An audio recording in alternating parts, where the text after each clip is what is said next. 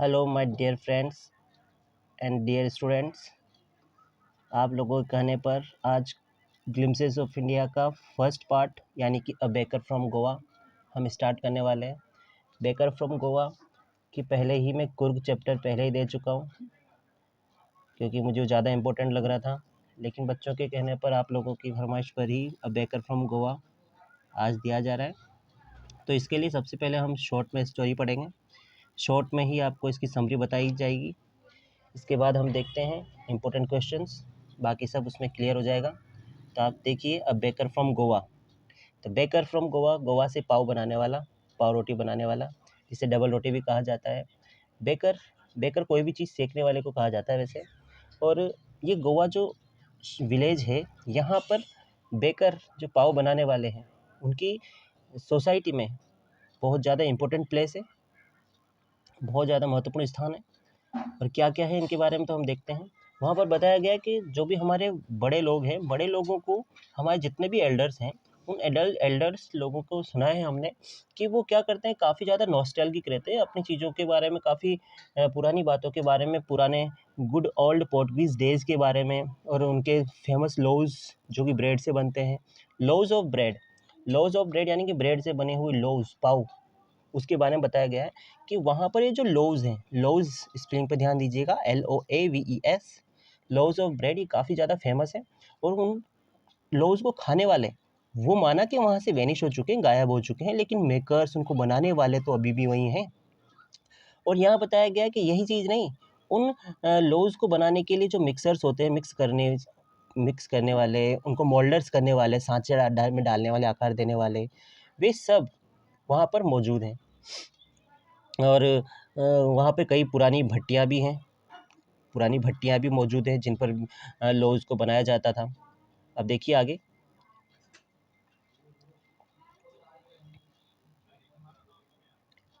देखते हैं हम इसका आगे का पार्ट, ये रहा। और यहाँ बताया गया है कि जो ट्रेडिशनल बेकर्स लोग होते थे, ये अपने साथ क्या रखते थे, बैम्बू रहती थी, इनका बास्केट रहती थी, और मॉर्निंग टाइम में सुबह आते थे। और इनकी जो एंट्री होती थी काफ़ी म्यूजिकल होती थी। म्यूजिकल इसलिए होती थी कि इनके पास जो बांस होता था, जो बैम्बू होता था, जिस पर ये टोकरी को रखते थे, टोकरी में लौज़ को रखा जाता था। तो उस चलते समय ग्राउंड पर ही उस स्टिक यानी कि जो बैम्बू बाँस होता है, उसको ठोक-ठोक के चलते थे। तो उस वजह से क्या होता है, काफ़ी साउंड आती थी, और साउंड इनकी म्यूज़िकल होती थी, म्यूज़िकल एंट्री हुआ करती थी। और वो जो बेकर है, बेकर को उस समय जाना जाता था किसके रूप में? पैडर के रूप में, पैडर कहा जाता था बेकर को। और जब ऑथर जो हमारा है, लेखक बचपन में बताता है कि ये जो बेकर हैं, ये हमारे क्या हुआ करते थे? फ्रेंड हुआ करते थे, कंपेनियन, साथी हुआ करते थे, यहाँ तक कि गाइड भी हुआ करते थे। और वो दिन में 2 बार आते थे। और एक बार तो कब आते थे? जब मॉर्निंग टाइम में, जब वो सेलिंग करने के लिए जाते थे, बेचने के लिए। और दोबारा कब आते थे? दोबारा तब आते थे जब वो खाली करके आ जाते थे, बेच कर आ जाते थे सारे अपने लॉज़ को, पूरी बास्केट खाली करके। और उनकी जो जिंगलिंग थर्ड होती थी, जिंगलिंग जिंगलिंग साउंड होती थी उनके बैम्बू की, बाँस की, वो बच्चों को नींद से उठा देती थी, है ना? और सारे बच्चे दौड़ते थे उससे मिलने के लिए। क्यों? क्योंकि वे सब लोव को पसंद करते थे। सिंगुलर लोफ सिंगुलर वर्ड है लोव्स का, है ना? कि लोफ से ही बना है लोव्स, क्योंकि सबको लोव्स काफ़ी पसंद होते थे, इसलिए। यहाँ पर और ज़्यादा बताया गया, देखते हैं हम आगे। और ये जो ब्रेड बैंगल्स होती थी, ब्रेड बैंगल्स कहा गया है यहाँ पर, ब्रेड बैंगल्स, ब्रेड वाली चूड़ियाँ नहीं, गोल गोल हुआ करती थी, ब्रेड बैंगल्स, है ना? इनको काफ़ी केयरफुली चूज़ करने के लिए जाते थे। और यहाँ पर मेड सर्वेंट, ऊपर एक कुछ इंपॉर्टेंट पार्ट्स रह गया है, ये देखिए। द लोव्स वर बॉट, ये रहा। The loaves were bought by some पास्किन और बेस्टाइन। ये 2 नाम आए, 2 नाम को ध्यान रखना, पास्किन और बेस्टाइन के द्वारा, जो कि कौन है? मेड सर्वेंट है, नौकरानियाँ हैं ऑफ द हाउस, एक घर की, जहाँ पर यही उस घर पे लोव्स रहती थी। और बहुत बड़ी सावधानी से उन लोव्स को चुना करती थी, केयरफुली। कभी-कभी ये जो it was sweet bread of special तौर पर बनाई जाती थी। The baker made his musical entry scene, झैंग-झैंग साउंड के साथ म्यूजिकल एंट्री होती थी उसकी, बेकर की, है ना? जो आती थी उनके बैम्बू से, बाँस से। अब वो एक हाथ तो अपने बास्केट पर रख के चलता था सपोर्ट करते हुए, और एक हाथ से उसको पकड़े रखता था, किसको, अपने बैम्बू बांस को पकड़ा रखता था, जिससे ग्राउंड पर पीटता रहता था। और ये देखिए आगे, जो वहाँ की महिला होती थी, कहाँ गया, ये रहा, he would greet the lady of the house. उस घर की महिला जो होती थी उसको वो ग्रीट करता था। ग्रीट मतलब होता है अभिवादन करना, ग्रीट मतलब अभिवादन करना, गुड मॉर्निंग बोलता था उससे, है ना। तो और हम सब बच्चे जो थे, हम सब बच्चों को साइड कर देता था माइल्ड रिब्यूक से। रिब्यूक मतलब होता है फटकारना, हल्की सी फटकार, वो भी डांट कर। और सर्वेंट्स नौकरों को दे देता था, क्या दे देता था, लोज दे देता था। But we would not give up, लेकिन हम कहाँ हार मानने वाले थे।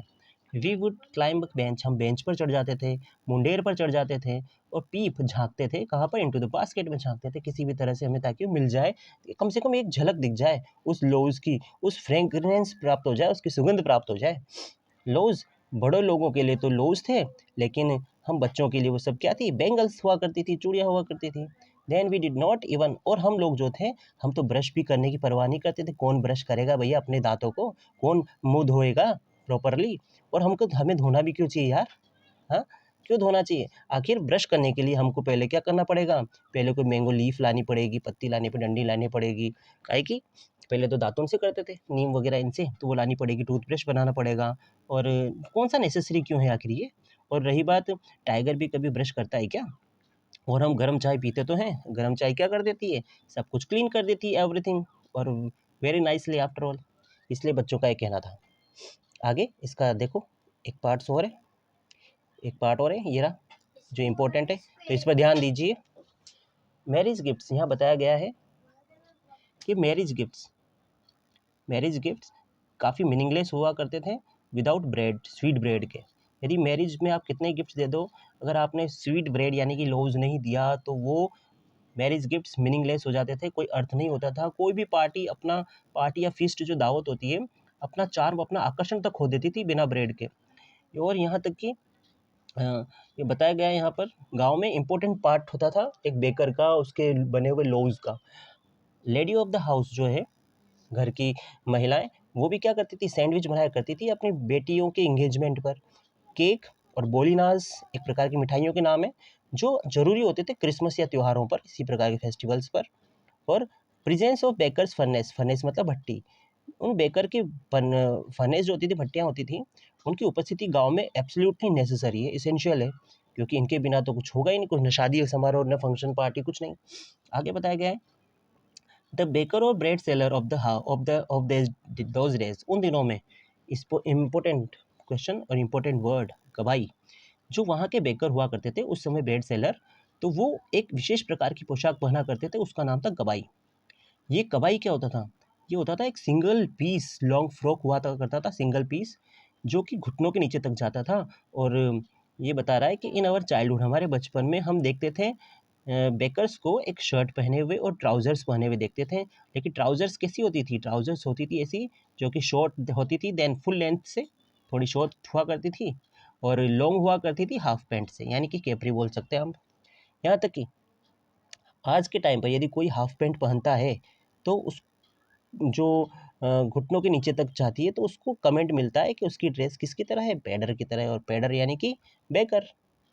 बेकर लोग जो है अपना मंथली अकाउंट, इम्पोर्टेंट चीज़ है, मंथली अकाउंट अपने बिलों का महीने के अंत में इकट्ठा करते थे, और मंथली अकाउंट को लिखते कहाँ पर थे, दीवार पर, वो भी पेंसिल से। बेकिंग उस समय वास्तव में प्रॉफिटेबल बिजनेस हुआ करता था पुराने दिनों में। बेकर और उसका परिवार भूखे नहीं मरते थे, उनका परिवार, खुद बेकर और उसके नौकर हमेशा हैप्पी दिखाई देते थे, प्रॉस्परस दिखाई देते थे, समृद्ध, अमीर। और उनकी जो प्लम्प फिजिक हुआ करती थी, बॉडी हुआ करती थी, वो एक खुला प्रमाण था इस चीज़ का। और इसे कहा जाता है, आजकल के लोग, आजकल के टाइम पर यदि कोई व्यक्ति जैक फ्रूट की तरह दिखाई देता है, कटहल की तरह गोल मटोल दिखाई देता है उसकी बॉडी से, तो ऐसा ही कहा जाता है कि उसकी बॉडी कैसी है, वो तो बेकर है, बेकर के टाइप का व्यक्ति है। तो ये आपका बेकर फ्रॉम गोवा कंप्लीट हो गया। शॉर्ट समरी के नाम पर मैंने आपको सब कुछ बता दिया है। अब इसके हम कुछ क्वेश्चंस कर लेते हैं। तो ये रहे आपके glimpses of India a baker from Goa के कुछ क्वेश्चंस। ये पेज थोड़ा क्लियर नहीं आ रहा है, थोड़ा सा इसे एडजस्ट कर देते हैं, फिर हम आगे बढ़ते हैं। अगला पेज काफ़ी क्लियर रहने का, तो इसको देखिए आप। फर्स्ट क्वेश्चन है आपका, सारे इंपॉर्टेंट क्वेश्चन है, इसके अलावा आपको और कुछ पढ़ने की ज़रूरत नहीं पड़ेगी एग्ज़ाम के लिए। तो फर्स्ट क्वेश्चन हमारा, व्हाट आर द एल्डर्स, बड़े लोग जो हैं गोवा में गांव के, किस बारे में नॉस्टैल्जिक रहते थे, अत्यधिक ज़्यादा अच्छी यादें रखते थे। तो देखो, the elders in Goa are nostalgic about old Portuguese days, के बारे में, पुराने पुर्तगाली दिनों के बारे में ज़्यादा नॉस्टैल्जिक रहते थे, अच्छी यादें रखते थे। और वे दे मिस करते थे पोर्टुगीज़ को, पोर्टुगीज़ लोगों को, और उनके फेमस लोज को जो ब्रेड से बने होते थे। Eaters of loaves are vanish, वो तो गायब हो गए, लेकिन मेकर्स आर प्रेजेंट, एग्जिस्ट, अभी भी एग्जिस्ट है, वहीं पर है। अगला question, second question, is bread making still popular in Goa, क्या गोवा में अभी भी ब्रेड मेकिंग पॉपुलर है? और हाउ डू यू नो, अगर है तो आप कैसे जानते हो ये? Yes, bread making is still popular in Goa because, क्यों? क्योंकि वहाँ पर मिक्सर्स हैं, द मोल्डर्स हैं, एंड फर्नेसेस, जो भट्टियाँ हैं वो अभी भी वहाँ पर हैं। मिक्सर्स, मिक्स करने वाले, मोल्डर्स, सांचे में डालने वाले, एंड फर्नेस, भट्टियाँ। What is the baker called, baker को क्या कहा गया था? तो आपको पता ही पहले से बेकर को क्या कहा गया था, पेडर। गोवा में बेकर को पेडर कहते थे। अगला क्वेश्चन है, when would the baker come everyday, everyday कब आता था बेकर? 2 टाइम आता था, है ना? तो the baker would come everyday twice, 2 बार आता था। फर्स्ट, पहली बार तो कब, when he went for selling, जब वो सेल करने जाता था, बेचने जाता था अपने लोज ऑफ ब्रेड को। और सेकंड टाइम कब, व्हेन ही कैम बैक, जब वो वापस आता था आफ्टर सेलिंग हिज लोज, अपने लोज को बेचकर। एक और क्वेश्चन इसमें ऐड था कि why did the children run to meet him, बच्चे क्यों दौड़ते थे उससे मिलने के लिए? तो the children ran to meet him because, दौड़ते थे उससे मिलने के लिए क्योंकि they liked the loaves of bread, क्योंकि लोज ऑफ ब्रेड को काफ़ी पसंद करते थे वो। अगला क्वेश्चन आपका है, what did the baker wears, bakers क्या पहनते थे? तो सुनिए, इन द पोर्टुगीज डेज, पुर्तगाली दिनों में, 2 टाइम बताएंगे, एक तो पुर्तगाली दिनों में और एक जब ऑथर यंग था, छोटा था तब। तो पुर्तगाली दिनों में यानी पुराने दिनों में, द बेकर्स वॉर कबाई, और कबाई क्या होता है? कबाई वॉज अ लॉन्ग फ्रॉक, एक लॉन्ग फ्रॉक होती है, सिंगल पीस लॉन्ग फ्रॉक होती है, विच रीचेज डाउन, जो नीचे तक पहुंचती है, नीज, घुटनों के नीचे तक पहुंचती है। लेकिन when the author was young, लेकिन जब ऑथर यंग था तो बेकर लोग क्या पहनने लगे? The baker war a shirt and trousers, trousers पहनने लगे। कैसी होती थी trousers? Long than half pant से थोड़ी लॉन्ग होती थी, यानी कैपरी। अब देखिए इसका अगला question, question number 6, question number 6 ये रहा, where did where were the monthly accounts of the baker record, कहाँ पर रिकॉर्ड करते थे वो मंथली अकाउंट, अपने बिलों को? तो the baker collected his bills, अपने बिल को कलेक्ट करते थे, अकाउंट कब? At the end of the month, महीने के अंत में। और दे, यहाँ पर दे कर लेना, दे सॉरी दे आएगा यहाँ पर, the monthly accounts of the bakers were recorded on the wall, wall पर रिकॉर्ड किया जाता, दीवार पर, वो भी पेंसिल से, इन पेंसिल। अगला क्वेश्चन है, देखिए अगला क्वेश्चन यहाँ पर,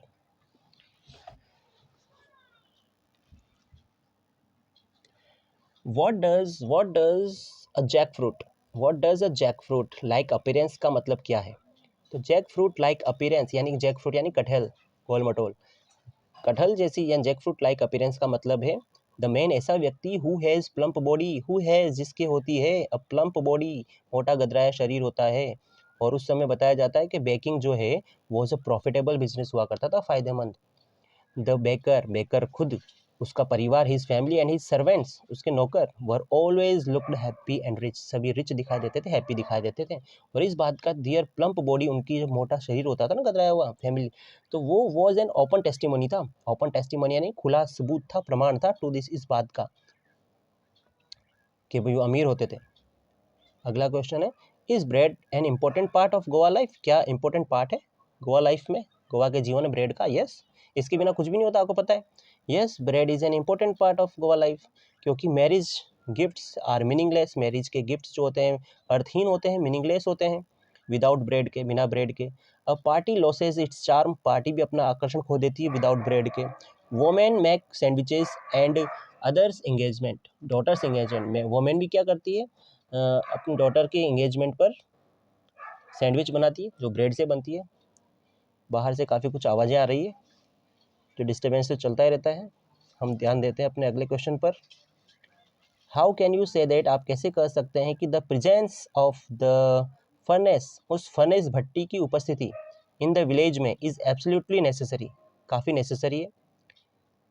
क्योंकि सीधी सी बात है, वही जो अभी हमने क्वेश्चन पढ़ा कि क्यों आवश्यक है भट्टियाँ, कि भट्टियों से तो बेकर वो हम बेक करेंगे, किसको बनाएंगे, लोज को। तो bakers play an important part in Goa life, Goa life में बेकर एक महत्वपूर्ण भूमिका निभाता है। मैरिज गिफ्ट्स मीनिंगलेस होते हैं विदाउट ब्रेड के, party losses it's charm, party अपना आकर्षण खो देती है विदाउट ब्रेड के, लोज के। वोमेन मेक सैंडविचेस, महिलाएं सैंडविचेस बनाती हैं ऑन डॉटर्स इंगेजमेंट पर। केक एंड बोलिनाज आर प्रिपेयर्ड, बनाए जाते हैं फॉर क्रिसमस के लिए एंड अदर फेस्टिवल्स के लिए। People wait and respect baker, people wait करते हैं, इंतजार करते हैं और रेस्पेक्ट भी करते हैं बेकर का। इस प्रकार से हम कह सकते हैं कि the presence of the bakers furnace in the village is absolutely necessary है। 10 नंबर का क्वेश्चन है, how was the entry of the baker in the morning, morning में बेकर की एंट्री कैसे हुआ करती थी। तो the entry of the baker was musical, और म्यूजिकल क्यों होती थी, जैसे आपको बताया गया कि वो अपने पास जो स्पेशल बैम्बू स्टिक रखता था उससे ही प्रोड्यूस वो प्रोड्यूस करता था the Zheng Zheng sound with his bamboo, अपने बैम्बू से झेंग झेंग साउंड प्रोड्यूस करता था और विद हिज बैम्बू से। और दिस साउंड, ये साउंड आज भी सुना जा सकता है, कैन स्टिल बी हियर्ड, आज भी सुना जा सकता है। हियर्ड, इसे हियर्ड कर लेना, कैन सुना जा सकता है इन सम प्लेसेस, कुछ स्थानों पर मॉर्निंग में। हिज अराइवल, उसका आना, वॉज वेरी स्वीट, बहुत मधुर होता है, टू ऑल द चिल्ड्रन, बच्चों के लिए। The children got up from their sleep, बच्चे अपनी नींद से उठ जाते हैं। And ran up to the door, दरवाजे तक दौड़ कर जाते हैं। When they listen the musical entry of the baker, जब बेकर की एंट्री सुनते हैं म्यूजिकल वाली को। क्यों और क्यों जाते हैं, क्योंकि वो लोज को काफ़ी पसंद करते थे। अगला क्वेश्चन है, what does the author inform, लेखक क्या सूचित करता है, बताता है अबाउट द मेकर्स के बारे में, ब्रेड इन गोवा, मेकर्स के बारे में क्या बताता है। तो लेखक बताता है the makers are still there, makers अभी भी वहाँ पर हैं।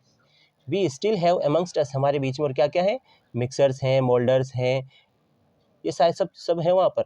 एंड द फर्नेस, भट्टियाँ भी हैं जो आर स्टिल वर्किंग, अभी वर्क कर रही है। अगला क्वेश्चन, मेंशन कीजिए, उल्लेख कीजिए, बताइए the functions of jingling sound का, जिंगलिंग साउंड का क्या फंक्शन है, क्या कार्य है। तो जिंगलिंग साउंड जो है क्या करता है, पहला कार्य तो है इट अनाउंस, वो अनाउंसमेंट करता है कि भाई हाँ बेकर आ चुका है, arrival of the traditional baker, है ना, ट्रेडिशनल बेकर के आने की सूचना देता है। और सेकंड क्या कार्य करता है, इट वेक्स अप चिल्ड्रन, ये बच्चों को उठा देता है फ्रॉम दियर स्लीप से, उनकी नींद से, क्या करने के लिए, टू एंजॉय ब्रेड बेंगल्स, ताकि ब्रेड बेंगल्स को एंजॉय कर सके। 13 नंबर का question, why do elders reminisce Portuguese, किस प्रकार से बेकर्स जो है, एल्डर्स जो है हमारे बड़े लोग जो है पोर्टुगीज को रिमाइंस करते हैं, उनको याद करते रहते हैं, अच्छा मानते हैं। तो अवर एल्डर्स, हमारे जो एल्डर्स हैं वो रिमाइंस करते हैं गुड ओल्ड पोर्टुगीज़ को, क्योंकि वो उसके बारे में नॉस्टैल्जिकली हैं, नॉस्टैल्जिक यानी कि अच्छी यादें रखते हैं। क्यों, दो रीज़न है उसके, because of their famous loaves के कारण, ब्रेड जो आज भी पॉपुलर है गोवा में। अगला question, why did children not care to brush teeth, बच्चे जो हैं वो अपने दांतों को ब्रश करना की परवाह क्यों नहीं करते, क्यों नहीं केयर करना चाहते वो। कि बच्चों का कहना ये है, द चिल्ड्रन वुड से, बच्चे कहते थे कि that tiger never brushes teeth, tiger कभी ब्रश करता है क्या, ब्रश नहीं करता। और इसके अलावा हम गर्म चाय पीते हैं, hot tea washes and cleans up everything nicely, हर चीज़ को अच्छे से वॉश कर देती है हॉट चाय तो। दे डिडंट के want to take the trouble, और वो परेशानी भी नहीं लेना चाहते वो ब्रशिंग की, ब्रशिंग करने के लिए कौन परेशानी लेगा, पहले दातुन लेकर आएगा, मैंगो लीफ लेकर आएगा, फिर उससे टूथ ब्रश बनाएगा, तो उससे अच्छा है डायरेक्ट ब्रेड बेंगल्स में टूट जाओ। How is sweet bread known as bol important, sweet bread जो मीठी ब्रेड होती थी यानी लोज, उसको बोल के रूप में क्यों जाना जाता है। तो इट इज़ यूज्ड, इसका यूज़ किया जाता था इन अ पार्टी, एक पार्टी में और फीस्ट या किसी फीस्ट दावत में और इंगेजमेंट फंक्शंस पर। इट इज़ मस्ट, ये ज़रूरी होती थी फॉर क्रिसमस के लिए as well as other festivals के लिए भी। ये आखिरी क्वेश्चन है, लास्ट क्वेश्चन है इस चैप्टर का। तो तो ये क्वेश्चन है आपका, how was the baker treated by the author. Author, how was the baker treated, baker कैसा ट्रीट करता था ऑथर के द्वारा, बेकर के साथ कैसा ट्रीट किया जाता था ऑथर के द्वारा, ऑथर लेखक कैसा ट्रीट करता था बेकर से, कैसा व्यवहार करता था। The author treated the baker at the highest level पर बिहेव करता था, सम्मानित तरीके से बिहेव करता था, उसके साथ व्यवहार करता था। ही वॉज, और जो बेकर हुआ करता था, बेकर हमारा क्या हुआ करता था, फ्रेंड हुआ करता था, कंपेनियन हुआ करता था, यहाँ तक कि गाइड भी हुआ करता था बचपन में ऑथर का।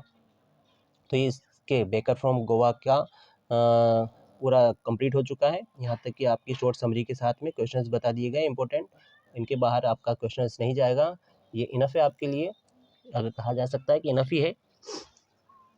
तो अगर आपको ये वीडियोस पसंद आ रही हो तो कमेंट में बताइए इस चीज़ को, ताकि हम आगे और मेहनत करके आपके साथ कार्य कर सकें। और सपोर्ट कीजिए अपने चैनल को, लाइक सब्सक्राइब के साथ शेयर कीजिए अपने उन फ्रेंड्स के साथ जिनको इससे हेल्प मिल रही हो या हेल्प मिल सके। तो देखने के लिए सबका थैंक यू। अगली वीडियो में फिर मिलते हैं बहुत जल्दी। तो देखते रहिए अपना channel. Thank you very much.